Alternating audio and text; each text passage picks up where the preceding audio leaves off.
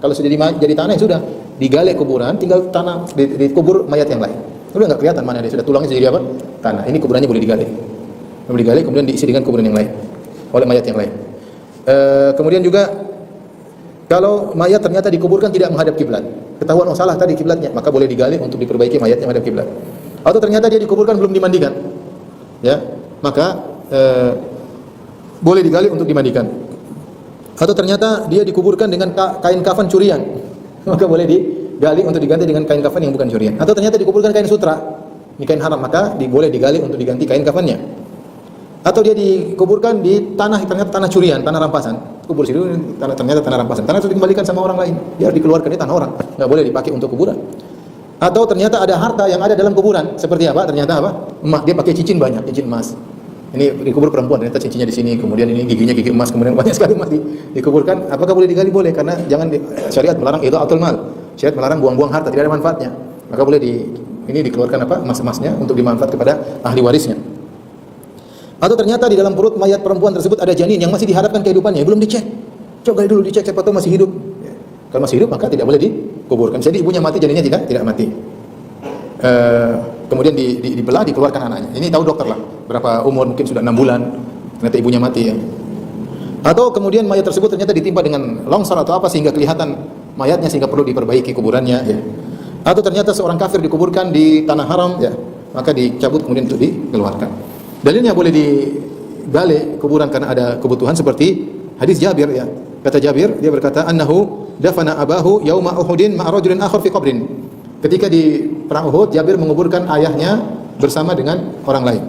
Qala thumma lam tatib nafsi an atrukahu ma akhar. Aku tidak tenang meninggalkan dia bersama orang lain. Fastakhrajtuhu ba'da 6 ashhur. Maka aku pun keluarkan ayahku dari kuburan setelah 6 bulan.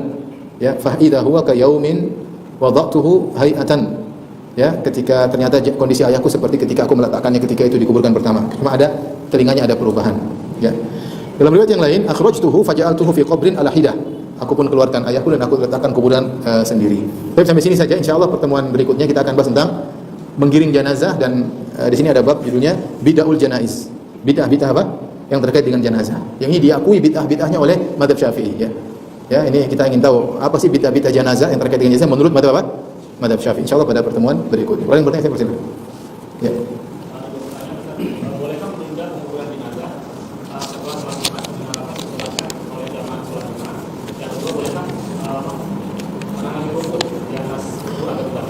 Kalau terkait dengan kuburan diratakan, dikasih rumput supaya tahu itu kuburan, itu tidak jadi masalah. Yang penting tidak disemen, tidak jadi disemen.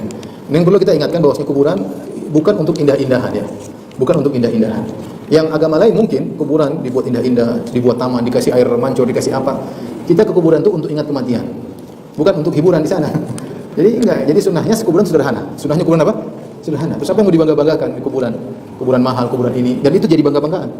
Dan saya ketemu sama orang gitu, ayah kita dikuburkan di kuburan itu loh. Ya, jadi dia bangga ayahnya dikuburan di perumahan mahal ya. Perumahan mahal ya. Apa pekuburan apa? Pekuburan mahal. Jadi tidak perlu seperti itu ya, karena asalnya kuburan tujuannya dikubur dengan syar'i, bisa didoakan.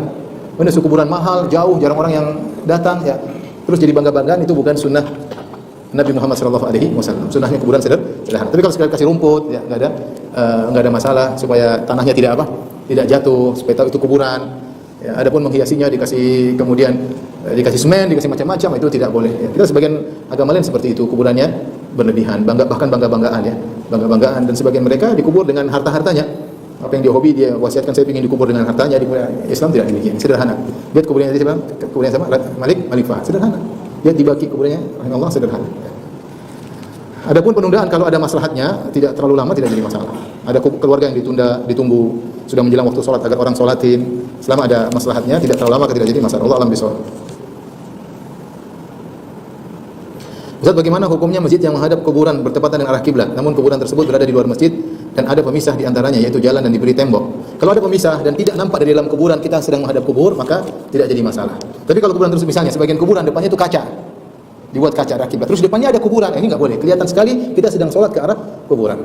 Nabi SAW la yusalla ilaihi, la tusallu ilal kubur. Jangan sholat ke arah kuburan. Tapi kalau sudah ada jaraknya, sudah tertutup, apalagi ada jalan, tidak terlihat orang dalam masjid menghadap kuburan, maka tidak jadi masalah, karena yang dikhawatirkan tidak terjadi. Baik. Ada yang bertanya lagi?